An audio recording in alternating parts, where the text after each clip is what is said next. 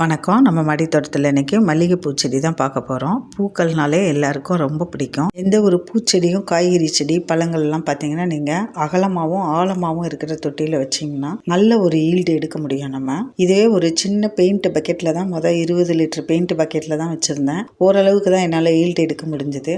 இப்போ இந்த ஒரு தொட்டியில் இந்த ஒரு செடி தான் இருக்குது. நம்ம இதை நல்லா கவாத்து பண்ணி விட அதனோட கிளைகள்லாம் நல்லா விரிவடைஞ்சு நிறைய துளிர்கள் எடுத்து மொட்டுக்கள் வைக்க ஆரம்பிச்சு நிறைய பூக்கள் கிடைக்குது.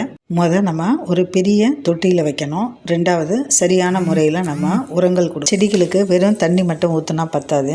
நம்ம வீட்டில் அரிசி பருப்பு கழுவுற தண்ணி, மீன் கறி அலசுகிற தண்ணி, அது இல்லாமல் புளிச்சு போன மாவு, புளிச்ச மோர் இதெல்லாம் இருந்ததுன்னா நீங்கள் ஒரு பெயிண்ட் பக்கெட்டில் ஊற்றி அதை மூடி வச்சு மூடி வைங்க. அப்போ தான் ஒரு புளிப்பு தன்மை வரும். இல்லைனா கொசு போய் முட்டை போட்டுரும் திறந்து வச்சுருந்தீங்கன்னா. செடிகளுக்கு தண்ணி கலந்து டைலூட் பண்ணி கொடுக்கும்போது செடியோட வளர்ச்சி இன்னும் நல்லா இருக்கும். பூச்சி தொல்லையும் கம்மியாகும். இலைகள் மேலேயும் நம்ம தெளிச்சு விடலாம். பூக்களை நம்ம பறிக்கும்போது பக்கத்தில் சின்ன சின்ன மொட்டுக்களும் இருக்கும். அதுக்கு சேதமடையாத மாதிரி நம்ம மேல் நோக்கி பறிச்சோம்னா பூக்கள் நம்ம பறிக்கிற பூக்களும் முழுசா வரும். அதே போல பக்கத்தில் இருக்க அந்த பூக்களோட மொட்டுக்களும் கீழே உதிராம இருக்கும். ஒவ்வொரு முறையும் நம்ம கவாத்து பண்ணி விடும்போது மண்ணை நல்லா கிளறி விட்டு காய்கறி கழிவு வேஸ்ட்டு, மண்புழு உரம் இது மாதிரி இருந்ததுன்னா அதுவும் நீங்கள் மண்ணில் போட்டு மூடி வைங்க. சீக்கிரம் வைக்கிறோம். பாருங்கள், நமக்கு பூக்கள் நல்லா மலர்ந்ததுக்கப்புறம் நம்ம பறித்து கட்டினா கொஞ்சம் சிரமமாக இருக்கும். அதுவே மொட்டுக்களாக இருக்கும்போது நம்ம பறித்து கட்டினா ஈஸியாகவும் இருக்கும். பூக்கள் நீண்ட நேரம் வாடாமையும் இருக்கும்.